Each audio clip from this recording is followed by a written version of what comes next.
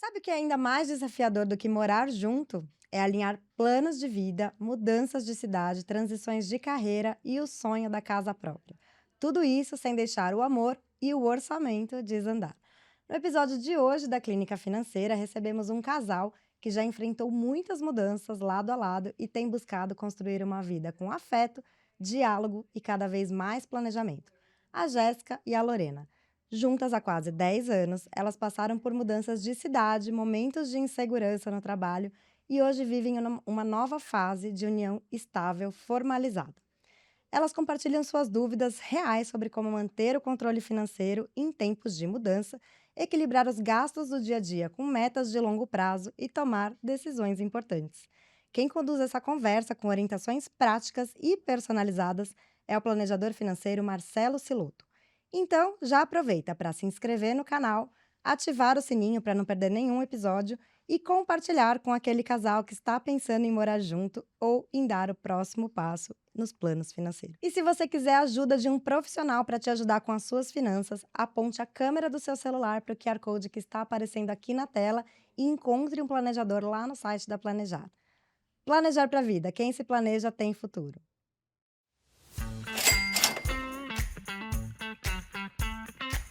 Olá, seja bem-vindo ao Planejar para a Vida, o podcast da Planejar. Eu sou a Thaís Pessoa e nessa temporada, você já viu, a gente traz de volta as clínicas financeiras tirando as dúvidas de casais. As nossas convidadas de hoje levam a vida com muito afeto, amor, parceria. Elas se conheceram em 2015, no Rio de Janeiro, e desde então trilharam uma jornada de muitas mudanças. Mudaram de carreira, mudaram de cidade e hoje compartilham uma rotina de união estável, planos para o futuro, incluindo a compra da casa própria. Sejam muito bem-vindas, Jéssica e Lorena. Obrigada, bem-vindo. E quem vai orientá-las nesse papo, nessa conversa cheia de dicas práticas que você pode se inspirar, é o nosso planejador financeiro CFP, Marcelo Siloto. Bem-vindo, Marcelo. Muito obrigado pelo convite. Um prazer estar próximo aqui de vocês para a gente construir esse bate-papo juntos. E conte comigo aí para perguntas, para diálogos, para que a gente consiga ter um planejamento financeiro cada vez mais sólido. Com certeza. A nossa promessa é que hoje a gente coloca a vida da Jéssica e da Lorena em ordem, de uma vez por todas. Até já é um pouco organizada, mas a gente vai chegar muito longe. Então eu quero começar, Marcelo, pedindo para você contar para a gente como que você chegou à certificação CFP. Para quem não sabe, é uma certificação que certifica planejadores financeiros no mundo inteiro, em 28 países. Aqui no Brasil a gente tem quase 11 mil profissionais certificados hoje, né? Ano de 2025. E aí eu queria que você contasse como que você chegou na certificação. Perfeito. Bom, o CFP, ele sempre foi algo que eu almejei em toda a minha jornada financeira e também de carreira. Eu trabalhei no mercado financeiro durante 20 anos e o CFP sempre foi algo que eu almejei para que eu conseguisse entregar uma assessoria completa para o meu cliente de uma forma com ética, com transparência e com foco principal nas necessidades que ele tinha. E chegou um momento da minha vida, em 2019 para 2020, que eu tomei a decisão de tornar o planejador financeiro como a minha profissão. E o CFP foi um caminho natural que eu encontrei para isso. Foram alguns meses de estudos, com muito afinco, porque é uma certificação extremamente distinta no mercado financeiro. E depois desses 20 anos no mercado financeiro, por ser um planejador financeiro CFP e por ter isso como a minha carreira, eu tomei a decisão de abrir um escritório independente, focado exclusivamente em planejamento financeiro. Então, a partir desse ano, a minha profissão é planejador financeiro através do CFP. Então, eu sou muito orgulhoso em fazer parte desse grupo seleto de profissionais do mercado financeiro. Então, isso que a gente vai fazer aqui hoje, de dar consultoria para pessoas das suas vidas particulares, é o seu dia a dia hoje. É o meu dia a dia. Hoje eu sou 100% focado na condução de famílias a diversos propósitos, né? Tanto famílias quanto pessoas solteiros, enfim, e que cada um tem as suas particularidades, seus objetivos. Nunca é um trilho, né, que a gente não possa sair. É uma trilha, é uma jornada que a gente segue junto com essas famílias.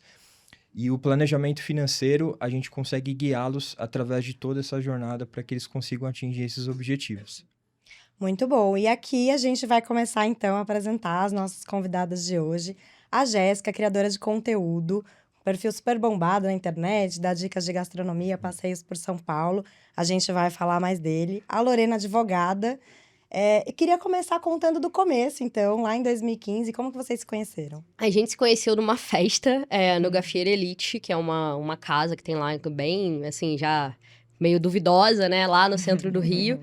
5 da manhã, 2015, a gente se conheceu, assim. E nunca mais se largou, né? A gente se conheceu lá na festa, depois a gente saiu outras vezes, e aí fomos saindo, ficando cada vez mais juntas. Ela ficava lá em casa, mesmo antes de eu morar sozinha, assim. Ela já ficava lá em casa mesmo com a minha mãe, com a minha família e tal. E aí a gente foi ficando junto. Tamo aí até hoje. E a gente já mora há 5 anos agora, juntas. 5 5 anos em anos. São Paulo e 5 anos morando juntas, oficialmente. Oficialmente, morando juntas 5 anos. Então, antes disso, você morava sozinha. Eu morava com a minha mãe. Logo quando eu conheci a Lorena, em 2015, eu morava com a minha mãe. Mas em 2017, eu fui morar sozinha. Na real, fui dividir apartamento com a Jéssica, que era uma menina que trabalhava comigo. E a Lorena passou a ficar cada vez, tipo, ela já ficava lá em casa final de semana, ela já ficava vários dias. Ela, pelo fato de eu morar com a minha mãe, não impedia dela ficar lá, ela já ficava. E aí, quando eu fui morar sozinha, aí foi que ela ficou mais tempo ainda mesmo lá em casa. Ela ficava, tipo, acho que ela voltava pra casa os 2 dias da semana, né? E os outros dias ela ficava lá. Mas é isso, a gente tava bem no começo, assim, dividir apartamento com mais uma outra pessoa, mas foi legal pra gente ir aprendendo também a conviver, tipo, com essa seriedade, né, de ter responsabilidade de casa, que é um negócio que né, não é da noite pro dia que você faz essa mudança e tem diferenças entre a forma que a gente é criado, enfim, a gente foi já começando a se adaptar nesse aspecto. Aprender a falar de dinheiro. É difícil, né? Nessa época a gente nem pensava, assim, a gente nem falava muito desse assunto, a gente meio que, assim, como eu queria morar sozinha, numa época eu comecei a vender, tipo, biscoito lá no meu trabalho pra ajudar a juntar dinheiro pra comprar as coisas, assim, pra casa nova, né, assim. Como eu fui dividir, eu não precisei comprar muita coisa, então só comprei uma máquina de lavar meio que usada. E como eu queria mudar pra São Paulo, justamente eu não queria comprar muita coisa lá no Rio, porque eu ia me mudar e depois não tinha como eu trazer as coisas pra cá, né, então...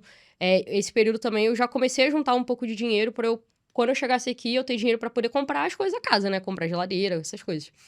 E aí eu fui juntando, assim, a Lorena, pô, quando eu conheci ela tava no primeiro período da faculdade, então ela nem trabalhava no começo, né? Depois que ela foi começar a trabalhar e tal. Então, no começo eu que juntei um pouco mais de dinheiro pra gente vir pra cá. E aí, depois a gente foi construindo juntos, né? Sim. Mas a sua primeira vez de sair de casa foi quando você veio pra São Paulo, então? Oficialmente, sim. Foi quando eu vim pra São Paulo. Muita mudança, né? Muita. Eu tinha vontade já de vir pra São Paulo. Eu acho que pra Jéssica já era um plano mais definido há mais tempo. Até, acho que desde que a gente se conheceu, ou um pouco logo na sequência, assim. E o mercado de trabalho no Rio não combinava, o que eu fazia na época não combinava muito comigo. Na época eu trabalhava numa empresa que eu gostava muito, mas era de petróleo e gás, eu queria trabalhar com tecnologia, e o mercado no Rio é um pouco mais limitado. Então eu estava prestes a acabar a faculdade também, estava um pouco mais ali aberta para assumir mudanças, riscos um pouco. A minha família já morou em São Paulo quando eu era criança, então eles conheciam um pouco. E apesar da gente não ter família aqui, nada, achei que também era um bom momento de arriscar. Sozinha é mais difícil, né? Indo juntas, a gente combina não só esforços, mas também renda, né? Então ajuda um pouco. Com certeza. E aí a gente se sentiu confortável para fazer essa mudança depois. Foi realmente a primeira vez também que eu fui morar sozinha. E vocês demoraram pra ter a primeira conversa de dinheiro?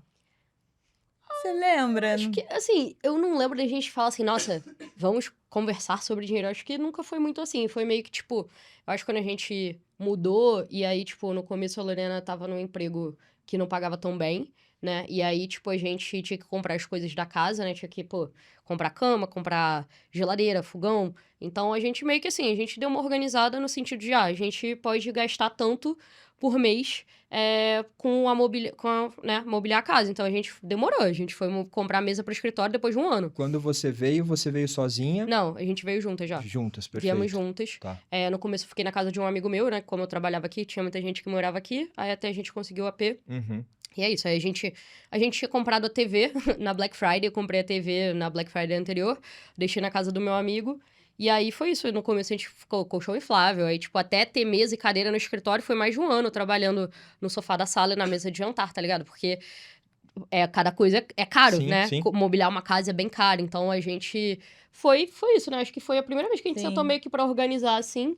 Não, acho que a gente passou por alguns momentos, assim. Eu acho que antes da gente morar juntas, a gente fazia algumas divisões de gastos até diferentes, verdade. né? A gente teve uma época que a gente tentava dividir um pouco mais os gastos, realmente ali no detalhe, assim, o que cada um comprou, itens pessoais. Depois chegou um momento que isso parou de fazer sentido. A gente falou, não tem pra que a gente fazer essa divisão de gastos, a gente tá morando junto, a gente tá vivendo juntas.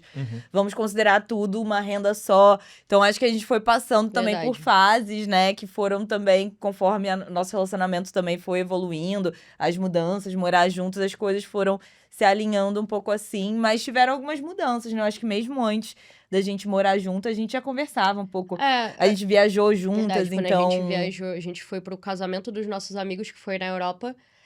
Foi na Espanha. Aí, tipo assim, nessa época eu não tinha dinheiro. Tipo, a gente não tinha muito dinheiro. Ela era estagiária, eu tinha acabado de começar a morar sozinha, assim, é isso. Tava, tipo, vendo se eu ia conseguir pagar as contas na minha casa sozinha, assim.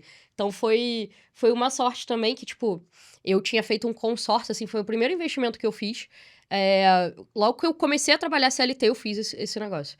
E aí, eu fui sorteada pra tirar o dinheiro do consórcio na véspera da gente ir pra Europa. E aí, tipo, eu peguei e tinha 5 mil reais ali que eu consegui e, tipo, ajudou a gente a ficar mais confortável. Porque eu tava assim, mano, a parcela era 600 reais. E pra mim, na época, era muito, tá ligado? Era muito. Então foi também, a gente se esforçou ali pra fazer essa viagem, economizou pra conseguir fazer o negócio acontecer. E a gente fez, deu bom. Acho que o consórcio é a ferramenta pronta que o mercado entrega pra gente aprender a guardar dinheiro, né? Porque basicamente é isso que ele faz. Pode ser uma das alternativas, claro que tudo dentro de um objetivo que vocês façam, né? Sim. Mas pode ser uma das alternativas.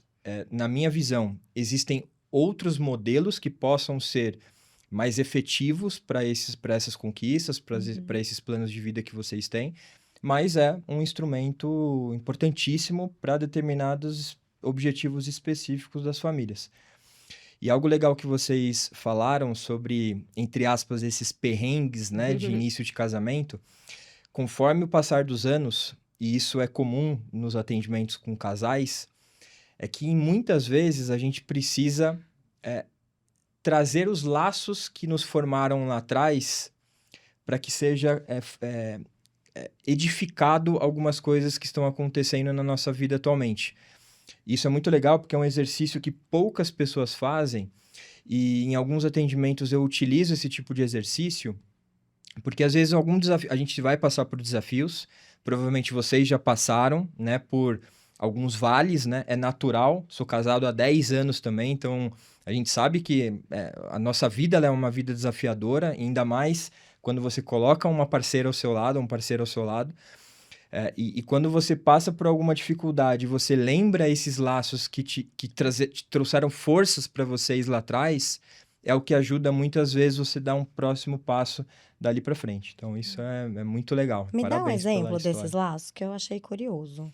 Por exemplo, no caso delas, trazendo tanto a parte do que eles trouxeram como exemplo de saírem de uma outra cidade, vindo para São Paulo, tendo todos os custos que envolvem a construção de uma vida juntos, né? Porque foi o que você falou, é compra de eletrodoméstico, eletroeletrônicos, cama, né? E muitas vezes você se vê numa situação de que, puxa, eu imaginava a minha vida de uma forma e agora eu tô aqui deitada num colchão e talvez com uma TV, né? Muitas vezes nem com a TV. Flávia, a TV. E é um momento de dificuldade que eu tenho total certeza que fortaleceu o relacionamento de vocês, Sim. né? Vocês trouxeram esse período que é um período de desafio para algo que edificou o relacionamento e que provavelmente vocês olham para trás e falam, cara, passei por esses desafios, foi um processo, um baita desafio, mas hoje eu tô aqui porque a gente conseguiu criar laços que são as raízes do nosso relacionamento, algumas delas, que me trouxeram até aqui. E muitas vezes, quando a gente está numa dificuldade, são nessas raízes que a gente precisa se apegar para fortalecer um próximo passo. Porque às vezes a gente tem alguns casais, e isso faz parte também de um planejamento financeiro, de um planejador financeiro, de que não é só finanças, né? Não é só o dinheiro, não é só o papel no lápis. É você olhar o comportamento, você entender o perfil de cada um, o que trouxe esse casal até aquele momento E uma dos exercícios que é super válido nessa jornada é justamente essa. O que me trouxe até aqui, o que me fortaleceu até aqui, quais são as raízes que me trouxeram até aqui junto com o meu par, com a minha parceira, com o meu parceiro, e que vão me colocar um impulso para dar meu próximo passo. Muito bom. Bom, eu ainda tenho muitas perguntas, mas eu acho que a gente pode abrir agora, então, a nossa clínica financeira, para dar oportunidade também de vocês perguntarem aquilo que vocês sempre quiseram saber e não tiveram para quem perguntar, que o Marcelo vai responder. Então, Lorena, Jéssica, fiquem à Fiquem à vontade. Eu vou pegar minha cola aqui, Por peraí. favor, a hora é agora. Ó, eu já vou começar com uma sinistra. Já para deixar o planejador na parede, Numa né? saia justa. Se eu fosse considerar o que eu mais gosto, tipo, em termos de investimento, eu acho que eu investiria, por exemplo, numa pousada, no Airbnb, numa cafeteria. Mas eu já li um pouco sobre esse assunto e o que eu li é que, tipo, não necessariamente esse investimento é o mais, digamos, eficiente. Porque, tipo, meio que ele demanda investimento de dinheiro, né? E também demanda investimento de horas. E não necessariamente ele traz o retorno financeiro equivalente ao tempo e o dinheiro que você coloca lá, né? E aí eu queria saber qual é a sua opinião sobre isso e também quais seriam as alternativas de investimento que você recomendaria para quem tem um perfil mais conservador e que busca esse tipo de eficiência em relação ao tempo e dinheiro investido. Perfeito. Obrigado pela pergunta. Bom, aqui eu sempre vou... Toda a resposta que eu vou dar para vocês, sempre com a ótica do casal, Uhum. né? Justamente para que esse plano seja um plano de vocês duas, né? Sim. Antes mesmo do investimento, o que eu acho importante? O tema dinheiro, muitas vezes, é um tema pouco discutido entre amigos, entre familiares e, por incrível que pareça, entre casais. Normalmente o tema dinheiro é um tabu. E quando esse tema ele não é estruturado, ele não é conversado, vocês não sentam à mesa para falar sobre o tema, alguns atos que estão no dia a dia de vocês podem se transformar em interpretações erradas pela parceira e que, de fato, o problema o centro é o dinheiro. Vou dar um exemplo. Vocês não conversam sobre dinheiro, vocês não conversam sobre objetivos. E vamos supor que, cara, toda noite, todo final de semana eu quero sair para jantar e a Lorena não vai. Ela não vai. Então a Jennifer pode falar, poxa, ela não é romântica, né? Tá faltando romantismo nela. Só que muitas vezes, por um não conhecer as finanças do outro e por um não conhecer a realidade de finanças do outro, acha que é a falta de romantismo, mas que, na verdade, o centro daquilo é a falta de dinheiro, muitas vezes. Sim. Então, o diálogo é muito importante. Antes do investimento, o que eu recomendo para vocês? Que seja definido objetivos. E antes do objetivo, também vem uma fase que poucas pessoas exploram, que é o passado de cada uma de vocês e o que formou cada uma de vocês. Então, cada uma de vocês tem uma história, um pensamento, objetivos que talvez não são os mesmos, que são diferentes, que vocês construíram desde a época da infância até o momento que vocês estão agora. Então, será que vocês se conhecem? Será que vocês conhecem um perfil de cada uma? Então, o estabelecer desse passado, de saber quem é a Jéssica e quem é a Lorena, é muito importante para que vocês consigam construir o passo de criar o objetivo. Sim. E muitos casais, não sei se é o caso de vocês, às vezes deixam de ter conversas sobre dinheiro que talvez geram desconfortos momentâneos, desconfortos de curto prazo, mas que geram disfunções no longo prazo que são muito graves para o casal, para o casamento. Uhum. Então, acho que esse é um primeiro ponto, né?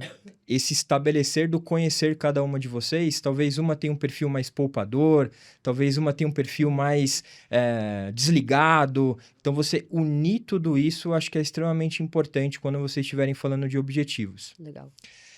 Um outro passo que é o estabelecer objetivos, o que eu faço? Um exercício que eu considero muito legal. Quando tem um casal e a gente está falando sobre estabelecer objetivos, dentro da minha metodologia, essa é a primeira parte. Porque antes mesmo de escolher um investimento, se você não souber para onde você está indo, qualquer caminho serve, né? Então, quando você vai estabelecer o objetivo, eu peço para que cada uma de vocês estabeleça os objetivos e as metas de vocês. E às vezes tem casais com 10, 15, 20 anos de jornada juntos. quando a gente soma esses papéis, ali no mesmo atendimento, coisa de 15, 20 minutos, na folha de papel mesmo. Cara, eu nunca soube que você tinha esse objetivo, eu nunca soube que você tinha essa meta, né? É a primeira vez que você está falando sobre, porque é justamente isso, falta o diálogo. Porque às vezes a gente acha que tem, né? Ali tá no café da manhã, fala, poxa, o que está acontecendo? O gasto tem que apertar um pouquinho aqui, a gente pode gastar, fazer uma viagem ali, mas isso não é literalmente uma conversa sobre investimentos. Não é uma conversa sobre objetivos, né? Isso é muito legal. E aí, quando você cria essa parte de objetivos, que uma recomendação que eu faço, inclusive, né, algumas pessoas já conhecem, que é uma metodologia que chama SMART, que é você ter exatamente a criação do objetivo de uma forma específica, mensurável, relevante, atingível e que seja temporal. Você precisa responder essas 5 perguntas para que você crie um objetivo concreto para a vida de vocês. É uma dica, tá? Uma sugestão no momento que vocês sentarem e forem definir isso. Com isso, aí eu acho que chega na resposta da tua pergunta. Quando você fala sobre investir num negócio, eu acredito que não seja uma renda extra. Eu acredito que tenha que ser a essência do teu trabalho. Sim. Então, eu não vejo um segundo trabalho quando você foca, por exemplo, numa pousada. Porque foi o que você falou, além do dinheiro que você precisa investir, e aí o dinheiro é a questão das escolhas. Qual que é a região que eu vou estabelecer essa pousada? Quais são as outras pousadas que estão ao meu redor? Quanto que eu tenho de investimento de capital inicial para investir?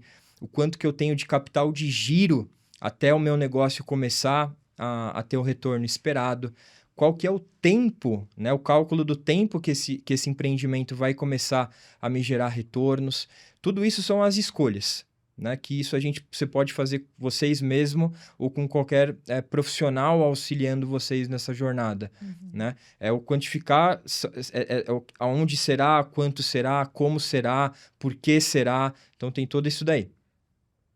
Quando você parte para a parte na questão de decisões, que aí eu acho que é um verdadeiro planejador financeiro precisa guiar a jornada de vocês para que, de fato, esse é o projeto central da minha vida como casal, é abrir a pousada, porque a partir do momento que você é empreendedora, você sabe que a partir do momento que você toma essa decisão, o casal vem com essas aspirações juntos, né? Não é só você, é o todo. Né? Vocês estão interligadas, né, dentro de uma situação, de uma decisão que vocês tomaram, espero que em conjunto, né? Então, acho que são essas perguntas que você precisa fazer. E através desse projeto central da vida do casal, se faz sentido, se ele está mais próximo ou não da melhor versão de vocês. Outro exercício que vocês podem atuar, se você me permitir, que eu chamo de minha melhor versão. Vou empreender dentro de um cenário, dentro de um contexto da minha vida atual, né? Individual, como casal, no meu trabalho, na minha vida como ela é atualmente. Empreender, ele me leva mais próximo, me aproxima mais da minha melhor versão ou me afasta da minha melhor versão? Será que eu, como empreendedora de uma pousada, eu de fato estaria realizada com esse empreendimento diante de todo o meu contexto de vida? Esse é o primeiro ponto. Outra é uma mais simples ainda, porque essa que eu acabei de falar, você tem que responder algumas perguntas antes. De 0 a 10, o quanto você está convicto de que essa é a melhor decisão para você tomar? Se for 9, a gente precisa conversar sobre esse assunto, porque ainda ela não está com uma ideia formada de fato de que esse é o melhor investimento a ser feito. Entendi. Então, são alguns caminhos que a gente poderia seguir. Só para ver se eu entender, porque eu não tô pensando em empreender ainda, mas acho que a gente se inspira, né? Quando a gente ouve a dúvida do outro. Eu acho que o que você está dizendo é que não precisa ter a ver só com a rentabilidade, tem que ter a ver com o seu projeto de vida. Então, se não for um projeto para a vida do casal, é melhor que a gente, por exemplo, invista num produto que vai te dar um rendimento, mas que você não precisa fazer dele um negócio. É como se fosse Exatamente. Sempre quando a gente pensar, isso uma opinião que eu tenho formada, é como conduz uma jornada em casal. Sempre quando você for pensar em investimentos, ele sempre precisa estar conectado a um objetivo. Sem isso, é a gente seguir por um caminho sem um destino certo. Então, se é a pousada, aí você precisa responder essas perguntas que eu acho que é a pergunta vida, pergunta do casal, né? A parte do que vocês realmente querem, o projeto de vida de vocês. E aí sim, numa consequência, tendo dinheiro como meio e não como fim, um planejamento específico para isso. Agora, se você não for fazer a parte do empreendimento, que eu acho que é a segunda parte da tua pergunta, e o investimento, fazer um investimento propriamente no mercado, e aí você tem várias alternativas, sempre com base em um objetivo por trás. Qual é o objetivo para esse investimento conservador que você quer? Então, o que eu sempre recomendo é, primeira coisa, você precisa ter uma reserva de emergência. A reserva de emergência, ela não é considerada como investimento. Ela não necessariamente, na essência, ela não precisaria ser uma fatia do teu dinheiro que vai render. Até, inclusive, que é pouco difundida hoje, até a poupança, inclusive, pode ser um investimento para uma reserva de emergência. Porque o que eu considero a reserva de emergência? Caso você precise utilizar o dinheiro, ele precisa estar 24 horas por 7 dias da semana, 24 por 7. Não pode ser um investimento que demora um dia para acreditar na conta, 2 dias, 10 dias, 15 dias para acreditar na conta. Horário comercial, né? Exato. Você precisa... Deixa eu só mudar aqui. Você precisa pensar na disponibilidade e não na rentabilidade. Sim. Você tendo isso formado, e aí através de um conhecimento que é feito por algumas perguntas, que seria um questionário de perfil de investidor, que a gente vai definir exatamente qual que é o perfil de investidor do casal, o perfil individual de investimento de vocês, já tendo como base os objetivos que vocês precisam, aí a gente formata uma carteira de investimentos. E aí, para um perfil conservador, existem alguns tipos, como, por exemplo, tesouro direto. É um investimento extremamente acessível, a partir de R$30 você já consegue acessá-lo. Existem ETFs, que são fundos negociados em bolsa, que são extremamente conservadores, que vocês podem, inclusive, a negociação ela é feita de uma forma extremamente rápida e descomplicada. Existem os CDBs, existem as LCIs, as LCAs, existem esses termos, eu não quero passar o termo porque às vezes fica muito no economês, né? E aqui a gente está para descomplicar as finanças. Mas existem várias alternativas dentro de um perfil conservador de renda fixa que vocês podem montar uma carteira de investimentos e, de novo, sempre com cuidado para que vocês estão investindo. Isso é muito importante. Legal. Que outras dúvidas vocês têm sobre dinheiro? Agora é uma completamente aleatória, não tem nada a ver com a pergunta anterior. Que é, você acha que realmente vale a pena participar de programa de milhas? Não sei se é muito do teu universo, assim, mas eu vejo que muita gente fala de milhas e tal. A gente até, tipo, meio que se aventurou um pouquinho, tipo, a gente usa, mas não é um bagulho que, tipo, porra, eu sou especialista e eu posso dizer assim, nossa, não, tá valendo muito. Eu queria saber se você tem alguma opinião sobre esse assunto. Vale a pena. Existem vários mecanismos de vocês bonificarem cada compra que vocês fazem no cartão de crédito. E a parte de milhas é uma delas. Sempre tem que ter a atenção de quem está usando o cartão de crédito, de fato, sabe usar o cartão de crédito. Essa é a primeira etapa. Se o cartão de crédito está dentro do orçamento de vocês, se vocês conseguem administrar isso de uma forma possível, os benefícios existem vários, né? Acho que um dos principais benefícios de cartão, as milhas, né? Você ter acesso a alguns concierges pelo cartão para quem viaja, com salas VIPs, né? Descontos em alguns programas para você acessar, wallets e etc. Então, ele é uma outra forma de você controlar melhor os seus gastos. Então, com cartão de crédito, você sabe qual que é o limite que você tem imposto para gasto, você tem uma única data de vencimento e você consegue controlar melhor as finanças, mas ele também pode ser um grande vilão. E é o maior vilão das famílias brasileiras, o cartão de crédito. Para você se descontrolar no cartão de crédito É fácil. É muito fácil. Ela tinha um pouco de medo no início, a gente teve algumas conversas sobre isso, de usar o cartão. Eu tinha trauma de cartão de crédito. Ela queria usar só no débito, aí a gente débito. falou, não, mas super dá, a gente Verdade. consegue ir usando crédito, vale mais a pena, hoje em dia a gente usa mais. Foi um processo. Sabe eu vou dar uma dica em relação ao cartão de crédito e que é um grande erro, uma grande maioria das pessoas comete.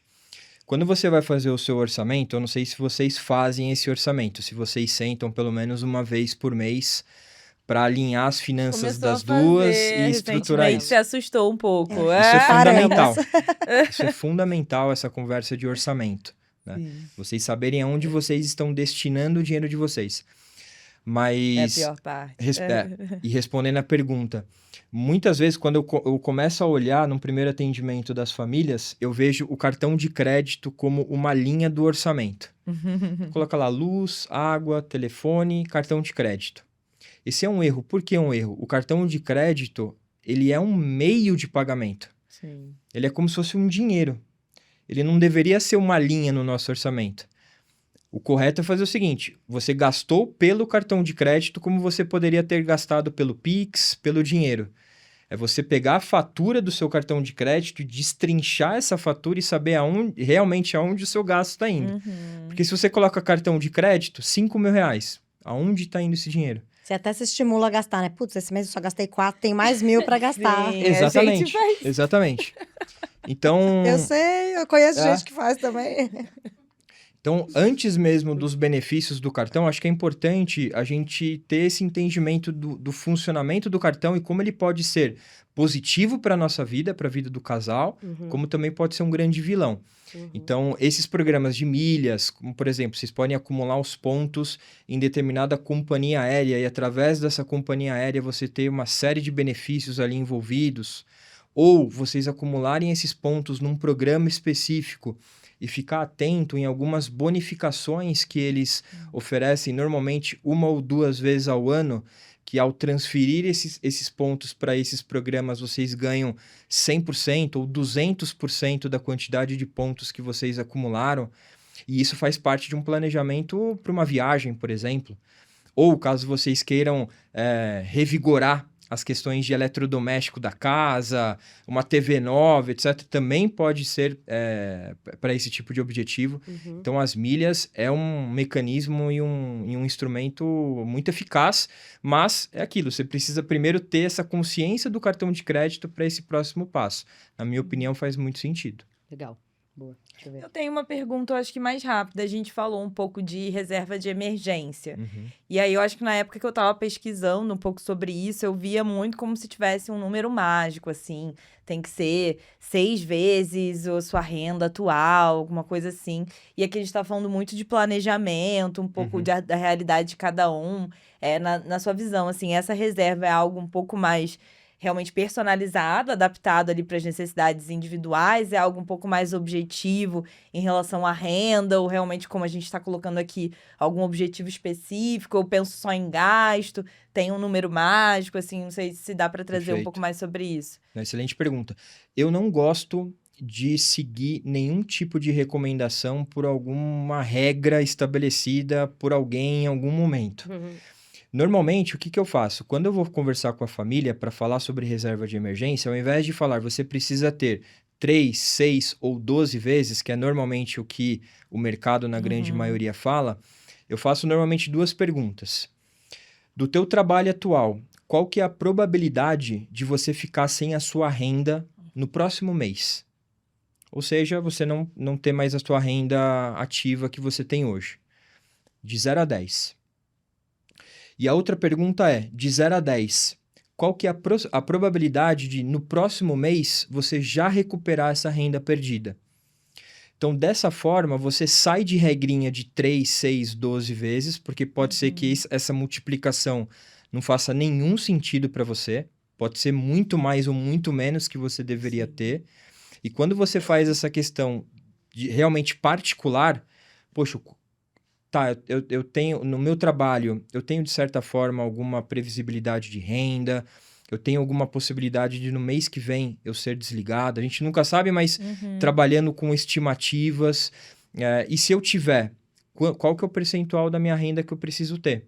Então eu coloco isso num gráfico, e aí eu te falo, olha, você precisa ter X mil reais numa reserva de emergência diante dessas 2 respostas que você me deu. Acho que isso é uma forma de ficar mais claro para o cliente, para a família, e que você também consiga contextualizar isso para você, que não seja uma fórmula que você leu em algum livro ou escutou alguém falar.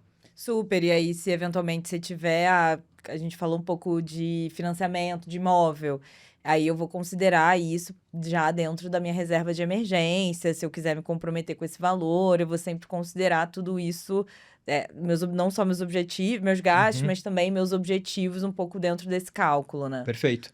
Legal. Perfeito. Porque quando vocês começarem a falar sobre objetivos, que é a primeira fase da jornada do casal, quando a gente está falando de finanças, o tema imóvel pode ser um tema que surge, Uhum. porque todo mundo quer ter o seu imóvel e todo mundo tem essa dúvida, e é legítima. Eu compro o imóvel à vista, financio, compro um consórcio para adquirir esse imóvel. O que eu Moro de faço? aluguel, Moro né? de aluguel, Vale mais o a que eu pena. faço? Então, de novo, é voltar na essência do que eu comentei no início dessa nossa conversa. Qual que é o propósito de vida do casal? E como que o imóvel se encaixa nisso? E aí, quando você entra na parte de finanças, é justamente o que você falou. Reserva de emergência para alguma eventualidade que vai acontecer, não é se vai acontecer, vai acontecer em algum momento da nossa vida. E se você não tiver uma reserva, você vai recorrer a um empréstimo, etc. E aqui no Brasil a gente tem dois lados do muro. Os juros são altos, ou você ganha com eles, ou você paga por eles. Aí vocês precisam escolher em qual lado que vocês querem estar, né? E a reserva de emergência é importantíssima. As três, desculpa de me alongar, mas para ficar mais claro, eu sempre reforço para o cliente que as três coisas que você não pode deixar de pensar e ter é reserva de emergência, um plano de saúde, caso vocês não tenham isso por parte da empresa, e pensar na parte de seguros, né? Acho que são essas três bases que criam um alicerce para qualquer eventualidade que vocês tenham lá na frente. Mas, por exemplo, a Jéssica trabalha de forma autônoma e a Lorena trabalha com CLT. O seguro é igualmente importante no caso das duas? Igualmente importante, porque o seguro, muitas pessoas acreditam que o seguro é só contra a morte. E, na verdade, pela indústria de seguros que nós temos hoje, você consegue fazer e customizar esse seguro para praticamente tudo da tua vida. Então, por exemplo, você é CLT, correto? Do CLT você tem ali um período de trabalho, caso aconteça alguma eventualidade com você, até 14 dias você tem a parte do próprio contrato de trabalho que você tem com a empresa. Após isso, você já entra numa outra situação. Você já entra um recebimento que provavelmente é muito menor do que a tua renda mensal, que você já depende disso através do estabelecimento de governo, através que a gente fala que vai entrar pela caixa, né? Mas é um benefício dado, só que a tua renda ela pode cair drasticamente. Ela pode fazer um seguro contra a proteção da renda numa eventualidade. Uma diária hospitalar que você fique num período que de repente o teu convênio não cubra, ou que a empresa não cobre por determinada situação, você também pode fazer. Doenças graves, que normalmente seguros de empresas também não são cobertos. Caso aconteça alguma eventualidade, um AVC, um infarto agudo do miocárdio, alguma coisa relacionada a isso, é um tipo de proteção que te atenderia muito bem. E você sendo empreendedora e autônoma, o seguro ele praticamente é essencial na tua vida, né? Tudo depende de você, né? Esses dias, eu faço jiu-jitsu, né? Esses dias eu levei uma joelhada aqui na cabeça. E aí, eu fiquei com galo. Não foi nada grave, assim. Fiquei com galo. Terça, né? Sexta, eu acordei, meu olho tava roxo. Parecia que eu tinha apanhado de alguém, assim. Alguém me bateu, né? Aí gente, ainda bem que eu não tenho, tipo, nenhum compromisso essa semana. Gravar um vídeo. Não, eu até gravei, mas assim... Aí era um vídeo agenda minha, e tudo bem, eu saí meio, né, tipo, na vida real acontece isso às vezes, você tá meio, não tá 100%, mas você vai. Mas é isso, pra publicidade aí já complicaria um pouco mais a minha vida. E eu tenho essa consciência, assim, mas é algo que eu preciso olhar também. É isso. E o seguro é um complemento do plano de saúde, né? Na minha opinião, você precisaria ter os dois. Um plano de saúde, você sendo autônoma, você tem algumas outras alternativas para isso. Você já deve, provavelmente você tem pela empresa. Sim. E você tem um seguro complementar diante de alguma situação que você não esteja coberta. E aí, com uma análise muito bem criteriosa de como é o padrão de vida de vocês, o dia a dia de vocês, dá para customizar. E hoje, por toda a questão de competitividade do setor, Você tem proteções que às vezes você vai gastar... obviamente depende muito de cobertura, de situações, mas existem proteções a partir de R$ 25 por mês e que talvez atenda, talvez não na complexidade que você precisaria ter, mas pelo menos te blinda Minimamente, em né? alguma parte que seja, de repente, a mais importante para vocês. Legal, interessante. Mas ele substitui, por exemplo, uma previdência privada ou um seguro? Ou Não tem substitui. que ter os dois? Não Dois substitui. planos separados. A previdência, eu entendo como a independência financeira do casal. Na minha opinião, ela precisa ser o primeiro objetivo dentre todos os outros que vocês tenham. Inclusive, primeiro lugar do que a moradia, a casa própria, vamos dizer assim. A independência ela é muito importante. A previdência é um dos instrumentos que você pode utilizar para conquistar a independência financeira. Existem vários outros que você pode... vários instrumentos de investimentos que você pode chegar nesse objetivo. Mas a independência financeira tem que estar na conta de vocês. Se a gente faz uma pergunta, sai aqui na rua e faz uma pergunta para alguém que esteja passando na rua. A gente fala, poxa, você precisa investir uma parte do teu dinheiro? Provavelmente a pessoa vai falar sim. Se eu pergunto para vocês, quanto que vocês acham que vocês precisam investir por mês, em percentual? Putz, Tenho a menor ideia. 30%? Você pode falar 30%, 20%, 15%. Primeiro, o objetivo, a gente precisa fazer o cálculo do quanto que esse percentual da renda de vocês vai gerar de frutos lá no momento que vocês queiram pisar um pouquinho mais no freio, né? No momento que vocês não queiram trocar o tempo de vocês por dinheiro, mas fazer algo mais vocacional. Mas o que eu recomendo sempre as famílias pensarem é o seguinte, ao invés de você olhar receitas, né? O que vocês ganham, menos todas as despesas, o quanto sobrar eu invisto, porque assim, se sobrar, né? Normalmente não sobra. Normalmente não sobra. Total. A conta ela precisa ser modificada. Ela precisa ser o que eu ganho menos o investimento. Eu me pago primeiro, né? Eu preciso ver o pagamento da minha independência financeira com um boleto desse tamanho aqui, igual um boleto de um financiamento de veículo, de uma casa. E o que sobrar é 100% do que eu vou gastar. Sim. E é simples fazer isso, né? Porque aqui eu estou desmistificando essa questão de que, nossa, é complicado a gente fazer essa estruturação de orçamento, é complicado a gente falar sobre planejamento financeiro. Na verdade, não. Na verdade, é uma ciência que você consegue fazer de uma forma simples. Você não precisa conhecer de matemática, você não precisa conhecer de matemática financeira. Você sabendo soma, divisão, multiplicação e a subtração, você já consegue estruturar um plano perfeito. Mas é essa jogada, né? Muitas pessoas não colocam o investimento no outro lado da equação. Coloca o quanto sobra e aí fica aquele negócio. Sim. Esse mês não sobrou. Esse mês Total. não deu certo. Eu acho que a gente meio que faz isso um pouco, mas é isso, a gente tá nesse momento muito de dar uma organizada, assim, conseguimos fazer a reserva de emergência, é isso, fazendo, né, daquele jeito, nem sempre respeitando, né, fazendo o cálculo do jeito correto, mas conseguimos, e aí eu acho que agora a gente tá nesse momento de, cara, e agora, né, vamos pensar no próximo passo, como que a gente evolui nesse aspecto, né, tipo, Legal. com mais consciência do que, né, tá sendo feito. Muitos insights. E aí, quando você fala, a pessoa precisa ter a disciplina de poupar todo mês, eu posso, por exemplo, eu tenho um bônus anual que a minha empresa me dá. Eu posso trocar essa poupança mensal por aplicar esse bônus anual uma vez por ano na minha reserva ou na minha aplicação? Na minha opinião, você não deveria. Você pode, porém não deveria. Porque quando a gente fala sobre investimentos, sobre projetos, e vocês sabem, você como empreendedora e você tocando o negócio na parte da advocacia, a disciplina, ela vale muito mais do que o investimento que você escolhe.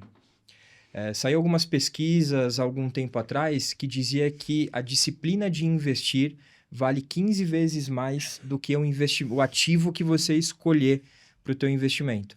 Se você faz por bônus, não estou falando com certeza, mas é quase certo que isso aconteça, que esse bônus ele já vai ficar separado para uma viagem que vocês queiram fazer, Você conhecer gasta 3 vezes, né? conhecer um novo local, e faz sentido. Isso tem que ter dentro de um planejamento, né? Não é cortar gasto, é melhorar o gasto. Mas quando você cria os seus objetivos muito bem definidos e sabe o quanto que você precisa destinar de dinheiro para aquele objetivo no período que vocês precisam fazer, na minha opinião, você começa a mudar o teu comportamento. Quando você muda o teu comportamento, o teu mindset, a tua forma de pensar, é algo que se você continuar em 1 ou 2 anos, isso vai ser de uma forma muito natural entre vocês. Então, para ser mais específico, eu posso passar uma dica mais concreta para a gente sair, de repente, da possibilidade para uma possibilidade real. Como vocês falaram que vocês ainda não fazem esse orçamento conjunto, o que é legal? Caso uma de vocês já façam alguma coisa em algum momento da vida fizeram, pega essa planilha, pode ser uma planilha, pode ser um bloco de notas, pode ser um app no celular ou um planejador financeiro, né, que acompanha vocês Que é nessa melhor. jornada. Para a gente saber exatamente a estrutura do orçamento de vocês. Sim. A gente, às vezes, nem sabe o quanto ganha. Isso é importante. Saber quanto ganha. Aconteceu recentemente. Então, ainda mais você como empreendedora, que você pode ter recebimentos... A vida é louca. É assim, é um mês R$0, outro mês 40 mil reais. Os Exato. prazos de Entendeu? pagamento, É assim, é às maluquice. vezes, mais longos, né? Exatamente. Então, primeiro saber o quanto ganha. E dentro da linha de orçamento, vocês fazerem um orçamento para tudo da vida de vocês. Vocês terem um orçamento para alimentação, vocês terem um orçamento para o lazer, vocês terem um orçamento para a moradia de vocês, vocês terem um orçamento para o veículo, caso vocês tenham, um orçamento para locomoção. Então, tudo isso precisa estar orçado, Uhum. né? Depois desse orçamento, vocês vão ver quais são os itens desse orçamento, né? Qual que são os elementos que incorpora cada orçamento desse que vocês fizeram. Beleza, isso é simples. O planejamento financeiro não pode ser complicado, senão depois de 1, 2 meses desiste. Verdade. Depois que você planilhou isso daqui, colocou exatamente o que vocês gastam, isso daqui a gente vai estar no momento de estimar, porque às vezes quando você coloca na ponta do lápis, você fala, puxa, eu pensei que era uma realidade, mas é outra totalmente diferente. E aí você vai adaptando. Peço 3 meses. Depois desses 3 meses, vocês já conseguem ter uma visão um pouco mais clara da onde vocês estão destinando o dinheiro de vocês. Uhum. E vocês já vão ter concretizado os objetivos que vocês têm em comum, né? Pode ter também os objetivos individuais, que mesmo casados tem que ter, mas vocês também têm que ter esses objetivos em comum e o quanto que vocês precisam investir para conquistar eles. Independência financeira, passar, sei lá, 30 dias em um local a cada 2 anos em um país diferente, o que seja.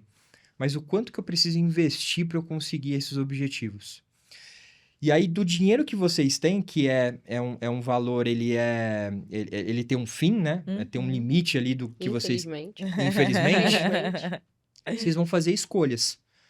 Poxa, eu vou elencar desses 3 meses, o meu maior gasto no orçamento da minha casa é alimentação, vestuário e, por exemplo, o aluguel. Dentre esses, qual foi o mês que eu consegui ter o menor gasto possível? Eu vou perseguir esse gasto. E aí você já consegue diminuir um pouco o valor que você tem nessa destinação do dinheiro. E vocês vão fazer isso para tudo. E aí vocês vão ter a conta. Olha, beleza, me sobra... Né, me sobra não, desculpa. O quanto eu poderia investir é X. Quais são os objetivos que eu elenquei que com esse dinheiro eu consigo atingir? Às vezes, pode ser nenhum. E aí vocês vão ter que sentar e reprogramar, ou de repente vocês queiram atingir esse objetivo em 5 anos, vai ter que ser em 10. Vocês têm esse objetivo como prioritário, talvez ele não vai ser o nosso prioritário, ele vai ser quando a gente conseguir ter uma renda um pouco maior, a gente vai conseguir ter esse objetivo. Então, estou tentando trazer de uma forma mais prática de como que vocês podem colocar isso dentro da jornada do casal e uma única vez no mês vocês sentarem 30 minutos para ter essas conversas, que hoje às vezes não tem, e é Legal. muito importante. Muito bom. Tem que pôr na agenda, então, conversar Não, sobre adorei. dinheiro. Vamos, Eu tô achando vamos muito colocar, legal, temos assim. muita coisa pra tem discutir muita depois de coisa, assim. hoje. É isso, a gente, tipo, já faz algumas coisas, assim, tipo, eu sou boa no Excel, já pego lá, já falo, vamos fazer uma planilha aqui rapidinho. Então, acho que vai ser A muito gente útil, já assim, tudo que vocês fez estão em falando pra alguns gente. momentos, mas é isso, a gente abandonou, era uma planilha super Planilha não dá. detalhada, a gente Planilha ficava de ficar adiando. preenchendo muito. Vamos final de semana que Preenchendo vem. muito não dá, mas isso que você falou de, tipo, entender quanto que é mais ou menos, e depois eu olho lá no cartão e falo assim, beleza, conseguir, não conseguir, é mais fácil, entendeu? Eu não Sim. preciso preencher todos os gastos que eu faço numa... Porque aí não dá, não consigo, não... Sim. É insustentável, é. Mas legal, gostei. Muito bom. Bom, então agora que a gente sabe que vocês são organizadas, a gente vai querer saber um perrengue. Então a gente vai pro quadro Desabafa, que eu quero que a Lorena e a Jéssica contem pra gente um arrependimento em relação ao dinheiro, ou um perrengue financeiro que vocês tenham passado. Eu acho que quando a gente se mudou pra cá, né, que foi isso. Tipo, eu juntei um pouco de dinheiro, mas mesmo assim, tipo, não era muito dinheiro, né? Eu era na lista de marketing júnior. Então, eu juntei um pouco de dinheiro pra poder pagar, tipo, se precisasse um depósito na hora do aluguel, né? E pra conseguir, inicialmente, comprar minimamente a geladeira e o fogão, né? Porque é o mínimo pra você conseguir viver numa casa, geladeira e fogão. E é isso, mas a gente não tinha dinheiro pra comprar todas as coisas, mobiliar a casa inteira no primeiro momento, né? Então, foi isso. A gente foi meio que definir o quanto a gente podia pagar de parcela, sei lá, acho que eram R$600. Tipo, R$600 a gente consegue pagar, investir na casa mensalmente, R$600. E aí, a gente meio que foi isso, mas... Primeiro ano, assim, a gente trabalhava sentada, ainda mais que tava na pandemia, quando a gente veio pra cá, né? Trabalhávamos sentados na mesa da sala, quando chegou a mesa. Antes Não da tinha mesa da de sala, escritório, era no no sofá. A gente ficou um tempo trabalhando sentada no sofá. Aí chegou a mesa da sala e ficamos na mesa da sala. A mesa do escritório, as cadeiras, foi mais de um ano depois que a gente tava na casa. O escritório, coitado, ele ficava lá vazio, não tinha nada A gente dentro ficou dele. com um cômodo vazio Ficou durante um bom tempo. vazio lá um ano, a gente mal ia lá, mas a é gente isso. fazia academia lá A na gente pandemia. fazia academia, assim, lá, mas é isso, não tinha. E a gente foi juntando até que a gente conseguiu. Sim. Agora já tá até precisando trocar a cadeira, que a cadeira já tá ruim. A mas gente usou muito o conseguimos. cartão de crédito nessa época. Quando cheguei aqui em São Paulo, minha renda não era tão alta, meu salário não era tão alto, porque eu tinha acabado de me formar, o da Jéssica já era até melhor. Mas eu era meio limitado ali até o quanto eu conseguia de investir em imóveis, em tudo, de casa. O aluguel já ocupava grande parte ali da minha renda, porque eu fui um Verdade. pouco ousada. Então a gente foi fazendo aos poucos. O cartão de crédito ajudou muito. A gente colocava um limite ali de parcelamento, porque mesmo com as parcelas, teve um momento que a gente falou, nossa, a gente tá parcelando muita Tem coisa. muita A gente coisa, já vamos dar uma perdeu segurada. aqui de vista, assim, quantas parcelas tem, a fatura tá muito alta. Aí a gente sentou e falou, bem, vamos botar então um limite de parcelas. Quando terminar de pagar o sofá, a gente compra então a mesa do escritório. Quando terminar de pagar tal coisa, aí a gente ficava todo mês ali torcendo, contando as Ansiosas. parcelas. Ansiosos para as parcelas acabarem. Nossa, quando acabou a É, parcela a do sofá, 10ª assim, parcela foi do tipo assim, sofá. meu Deus, amém. Liberava aquele espacinho ali na renda, ou dava pra comprar outra coisa, ou era um Sim. dinheirinho ali a mais. Mas foi logo quando a gente se mudou, que a gente não tinha móvel, não tinha nada em casa. Acho que foi o nosso maior perrengue, assim.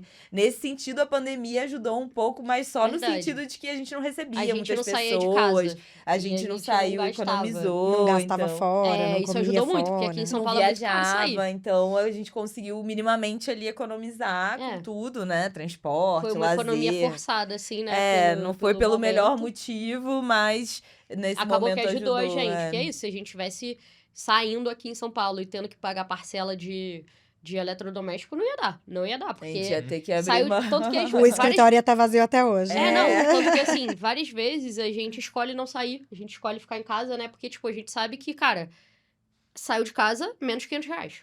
É um Um gasto, casal São Paulo é menos caro. R$500. Se eu for comer, Se você for num lugar se eu só, for né? Se for comer, em dois. beber alguma parada, menos R$500. Então, assim, a gente escolhe quando a gente vai sair. Tem que valer a pena o nosso dinheiro, a nossa vontade, o nosso tempo, porque é pesado, não é baratinho, né? Então, a gente também...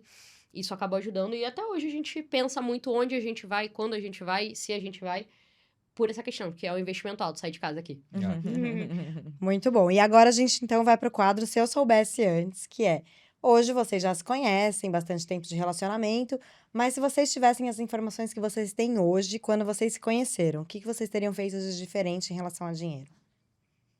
Cara, eu acho que eu diria que a gente foi muito bem, dado o cenário que a gente tinha, assim, tipo, um background que, tipo, na minha família a gente sempre teve problemas financeiros, assim, eu convivi com problemas financeiros desde sempre. Aí, beleza, aí eu comecei a ter meu próprio dinheiro, meu sonho era trabalhar e ter dinheiro, comecei a ter meu próprio dinheiro, então aí eu fiz o consórcio pra eu poder, tipo assim, era um jeito de eu juntar dinheiro, assim, fácil, então queria conseguir fazer isso, sabe? E aí, cara, eu acho que dentro desse cenário de, tipo, putz, vim de um background de família que não tem muito pra ajudar, tá ligado? Nós, a gente pela gente. eu acho que a gente saiu bem, assim, conseguimos fazer a reserva de emergência, estamos construindo, Legal. assim. Eu não consigo pensar, eu acho que é isso, dentro do cenário que a gente também não tinha muita grana, eu acho que o que dava pra gente ter feito mais era economizado um pouco mais, né, que a gente gosta de sair, Eu acho que a gente gosta de economizado um pouco comer. mais. Eu, principalmente, porque a Jéssica tinha uma reserva dela, que ajudou muito quando a gente foi morar juntas. Mas eu, como tinha acabado de me formar, tinha só ali o salário do estágio, eu não tinha economizado muito, até pra fazer a mudança, né? Então, eu acho que não cheguei a me arrepender, porque não deu nada errado, mas eu acho que se eu voltasse no tempo, eu tentaria economizar um pouco mais pra vir com uma reserva um pouco maior e ficar um pouco mais tranquila nesse primeiro momento. Eu dei sorte que as coisas fluíram bem, eu consegui aumentar, mudar de emprego, mudar minha renda, aumentar um pouco a renda na época, então já ajudou. Mas eu, olhando pra trás, acho que se desse alguma coisinha errada ali, era mais complicado, porque a gente não tinha muito ali uma outra reserva, não tinha tanta gente ali pra recorrer. Então, verdade. acho que foi meio arrojado. Mas que Mas bom deu que deu certo. tudo certo. É porque eu acho que o jovem tem isso, né? Todo mundo entende que esse momento de início de carreira você ganha menos e você não consegue guardar. Mas o jovem não faz a conta de que se ele guardar, ele consegue multiplicar muito rápido esse valor, né? Então acho que é isso. Quando ela fala, eu ainda não tinha um salário bom, a gente consegue entender. Todo mundo passou por essa fase de início de carreira. Mas se a gente soubesse naquela época que se a gente guardasse R$ 200, a gente poderia ter muito mais dinheiro hoje, a gente Sim. teria feito, Exatamente. né? Infelizmente, e o delas já é um cenário um pouco diferente, porque eu lembro da fala dela que ela falou sobre renda extra, né? E é isso, no começo da jornada, muita gente não quer ter, mas aí também você tem tudo seu ônus e bônus, você vai ter que pagar o preço.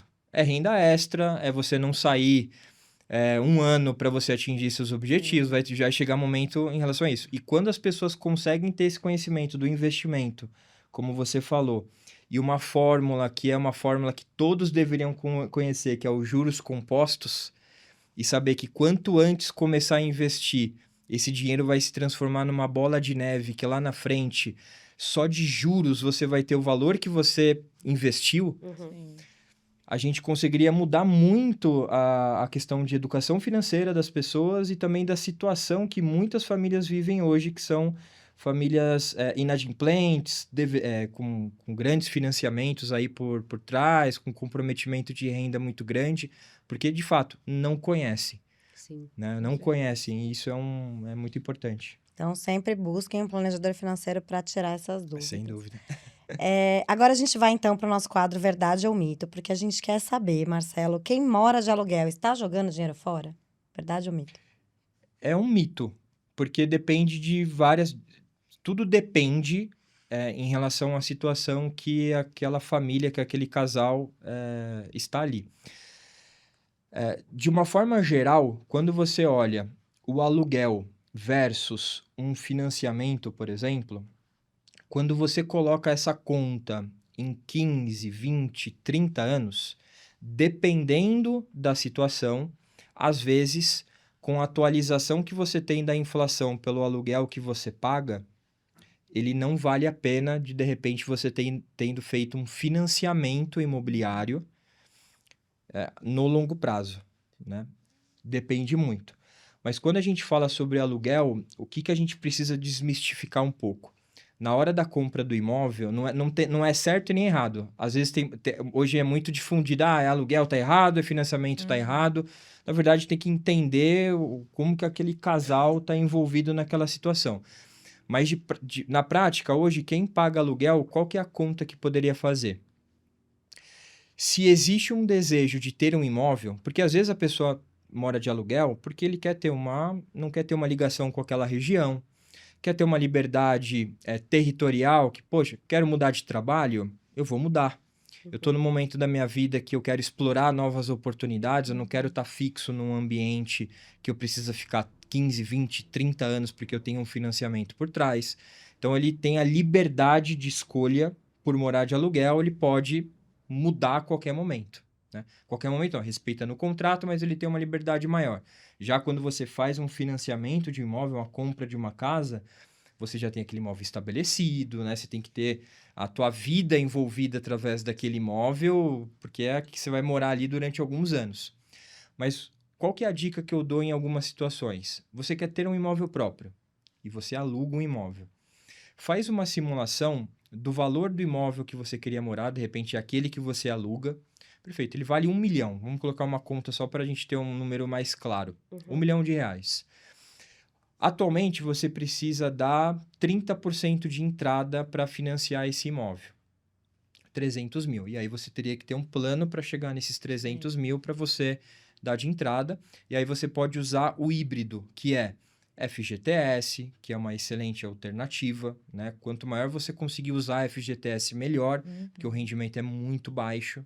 Consórcio, que foi uma alternativa que vocês citaram, ele pode também ser dado ali como essa oferta inicial. Então, você tem algumas alternativas. E aí, vamos supor que você chega numa parcela. Vamos colocar para um imóvel de 1 milhão, 20 anos de financiamento, você vai pagar 9 mil reais de parcela. Isso pode ser numa tabela saque, que ela é decrescente ao longo do tempo. O aluguel, se a gente for considerar mais ou menos uma média, é em torno de 0,55%, 0,5% o valor do imóvel que você vai pagar de aluguel. Nesse caso, seriam 5.000, 5.500 reais. Se você tiver uma disciplina entre, olha, vou financiar esse imóvel, tenho as condições de financiar esse imóvel, 9 mil reais, só que eu vou pagar em 20 anos. Esses 20 anos, por você estar tomando dinheiro emprestado do banco, ele vai virar um pouco mais de 2 milhões se você não amortizar esse saldo ao longo do tempo. Se você tiver uma disciplina de investimentos, e aí por isso que eu sempre falo que é importante essa disciplina, esse comportamento em relação ao dinheiro, o que você pode fazer ao invés de você entrar num financiamento de cara? A diferença desse valor que você pagaria no financiamento imobiliário e do aluguel, que giraria em torno de R$ 3.700, você investe esse dinheiro, porque vamos supor que você teria comprado o imóvel, você ia ter que pagar a parcela. Você pode investir, por exemplo, num investimento que te protege da inflação. Existe um muito comum que é o Tesouro IPCA, que é disponível pelo Tesouro Direto. Você investe recorrentemente, mensalmente, esses 3.700. Poucas pessoas fazem essa conta, mas veja, se você investe essa diferença num período entre 7 e 8 anos, você já teria o valor integral para você comprar o imóvel à vista, ou próximo desse valor. Então, o que você poderia fazer? Você está morando de aluguel num imóvel que você gostaria de morar, num padrão de imóvel que você gostaria de morar, e depois de 7, 8 anos, você já teria o dinheiro, se você quisesse, de comprar esse imóvel à vista. E quando você tem o valor do valor à vista, você tem um poder de negociação muito maior com o vendedor. Esses 1 milhão pode ser muito bem os 900 mil. Então, é uma alternativa. A gente falou exatamente sobre esse assunto ontem, assim, e eu achei engraçado você falar disso. A gente falou exatamente sobre isso. É uma alternativa. A outra alternativa é você ter o aluguel por financeiramente, quando você coloca num prazo de 15, 20, 30 anos, ao meu ver, não faz sentido financeiramente você alugar do que ter um imóvel próprio. Sim. E eu também, como planejador, a gente tem que entender, obviamente, os objetivos da família, mas o imóvel ele vem de uma questão de proteção, né, de conquista. Então, muitas famílias têm isso como um sonho. Sim. A gente precisa desmistificar se isso vem do teu passado, se o teu avô falava que você tem que ter um imóvel, se os teus pais falam que você tem que ter um imóvel, ou se de fato é o propósito de vida do casal, lembra? Projeto central do casal, e como o imóvel me encaixa, se o imóvel está relacionado à minha melhor versão, ou me afasta dela, tudo isso tem que ser ponderado. Mas o financiamento, sim, ele pode ser um bom artifício também nessa compra. Então, não tem certo ou errado. Depende muito do contexto da família. Existem essas duas alternativas, mas você pode ter uma inteligência de planejamento financeiro, que é justamente essa, do financiamento, investir a diferença. Você precisa ter uma baita disciplina para isso, não é fácil, mas você pode conquistar esse imóvel em poucos anos. Interessante. Muito bom, uma conta que a gente não faz Bem legal. mesmo, né? Bom, a gente tá chegando no final do nosso papo, tá vendo? Papo de dinheiro também passa rápido, papo de dinheiro bom. Eu queria que vocês deixassem um conselho, meninas, para quem passa ou vai passar por coisas que vocês passaram, mudar de cidade, mudar de trabalho, morar juntas, né? Sair de casa pela primeira vez. Boa. Dicas que vocês podem deixar. Olha, eu acho que eu diria, assim, eu como comecei a fazer conteúdo com dicas pra quem queria morar aqui em São Paulo, eu recebia muitas perguntas de pessoas que estavam querendo se mudar, né? Eu diria assim pra galera, cara, não mete o louco, tipo, faça as coisas com o mínimo de planejamento, tipo, não precisa ser, cara, é isso, eu fui guardando um pouco, assim, do meu salário, né, tipo, quando eu parei de ter plano de saúde, eu pagava plano de saúde, aí a empresa passou a ter plano de saúde, aí o dinheiro do plano de saúde eu passei a guardar pra Olha, mudança, entendeu? Porque era um dinheiro que eu já não gastava, já não contava. Então eu comecei a guardar, mesmo que era meio desorganizado. É isso, não era nada, nossa, tenho até os isso anotado, centavos. tenho sei quanto, não, nem sabia quanto eu tinha, mas eu tava indo lá guardando. Então, eu acho que é muito importante essa parte, assim, de não se arriscar tanto. Eu acho que é muito importante a gente arriscar e correr atrás das coisas que a gente quer, mas sem meter completamente o louco, tipo, fazer um mínimo de planejamento, porque, mano, o mundo é duro, o mundo é difícil, não dá pra ir e ficar, tipo, vou ver qual é. Não, tem que minimamente se planejar pra ter realmente um plano de segurança ali. Eu acho isso essencial, assim, é a recomendação que eu dou pra todo mundo. Nossa, super concordo. Eu fiz algumas transições, assim. Eu sempre. Nem todo momento eu trabalhei exatamente com aquilo que eu queria, né? Então, o tempo todo eu tinha um objetivo mais ou menos claro em mente. Mas o que me deixou confortável para ir fazendo essas transições foi justamente eu ir fazendo essas reservas, tendo esses movimentos, me sentindo segura, inclusive financeiramente. Vendo também o lado financeiro dentro das oportunidades, que é algo que sempre pesou muito. Eu acho que ter um objetivo claro em mente e saber mais ou menos quando você se sente seguro para assumir riscos ou não ajuda muito. E em relação, assim, casal, minha dica seria conversar, né? Acho que a gente falou muito aqui, de que às vezes financeiro é um tabu, né? Eu acho que a gente, em alguns momentos, a gente comentou que a gente tratou isso de forma diferente, durante algum tempo dividindo mais, depois já unindo a renda do casal. Acho que tem que fazer sentido pro casal, né? Acho que dependendo de momentos de vida, de diferenças, algo pode fazer mais sentido que algum outro tipo de configuração. Mas eu acho que quando as pessoas conversam, justamente que a gente trouxe aqui, né, sobre objetivos, a realidade financeira de cada um, às vezes é algo que a gente falava muito.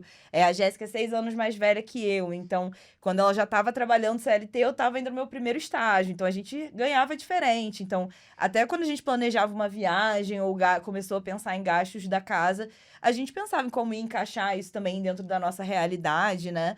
E isso pode mudar também ao longo da vida do casal. Exatamente. Quando a gente está falando de casamento, é um compromisso duradouro, né? A realidade de cada um pode ir mudando com o tempo. Então, acho que conversando sobre isso e tendo a segurança também de tomando as decisões Sim. de uma forma transparente, conversada, eu acho que flui muito mais fácil e dinheiro deixa de ser um tabu, assim, e você acaba até pensando em oportunidade, né? Como a gente falou, então como é que a gente vai investir em um novo projeto, uma viagem? E isso até aproxima o mesmo casal, em vez de, às vezes, você ter algum tipo de distância, algum tipo E de fazer as remorso. coisas juntos é muito mais fácil, né? Eu acho que fazer Planejar as coisas junto, junto é muito mais construir fácil que fazer as junto, coisas sozinho. O desafio fica compartilhado, as duas pessoas, tipo, somam forças pra conseguir. Então, acho que facilita o Se tem que processo. fazer algum sacrifício, tá todo mundo alinhado e vão fazer juntos, eu acho que facilita muito. Seja porque você quer economizar pra chegar a alcançar o objetivo, ou porque você quer fazer algo, uma viagem, algo realmente em conjunto, eu acho que conversar, assim, é muito importante e dinheiro entra nisso, né? É. Faz parte da vida, do relacionamento, da vida pessoal de cada um, é importante a gente falar sobre isso. Total. E muito mais importante porque você é criadora de conteúdo, né? Existe aquela coisa de que, os criadores de conteúdo estão com a vida ganha, estão Nossa, não. Isso daí é com o mentira. burro na sombra. E aí, como que as pessoas fazem pra te seguir, pegar dicas no seu perfil? Bom, gente, meu perfil é Jazz Brasil. Eu falo coisas pra fazer aqui em São Paulo, né? Sempre com essa pegada de ser um passeio, uma coisa que você possa passar o dia fazendo, um ponto turístico, sempre com uma comida boa, um drink, um café. Tem um aplicativo também, acessem meu aplicativo, que lá tem tudo mais fácil ainda de achar do que no Instagram. E acho que é isso, né? Obrigada, meninas, por tanta generosidade de contar os bastidores aí da vida a duas, né? Como que vocês passaram por tudo isso e parabéns, porque Obrigada. estão no caminho, né, Obrigada. Marcelo? Parabéns pela jornada de vocês e Que obrigado bom. por esse momento que vocês também me permitiram fazer um pouco parte construção como casal. Eu fiquei Nossa, muito com feliz. A certeza. gente amou as dicas. A gente vai gente sentar tá nesse agora, mood fazer agora o nosso de orçamento, organizar. vai pensar nos nossos objetivos. Sim. Eu acho que vai ajudar muito. Era exatamente Chegou na essa hora fase. certa, né? Chegou na hora certa. Legal. Muito Esse papo obrigada foi pelas bem legal pra dicas. gente. Muito obrigada pela presença de vocês. Muito Obrigada. obrigada, Marcela, Eu por que estar aqui com a agradeço. gente. Agradeço pelo carinho, hein? Obrigada. E se você quer se inspirar com outras histórias, vai lá no nosso canal do YouTube ou nos tocadores de podcast. Tem outros episódios que contam também que o planejamento financeiro é essencial para a construção da vida 2. E se você quer encontrar o seu planejador financeiro, vá no site da Planejar. Planejar para a vida. Quem se planeja tem futuro.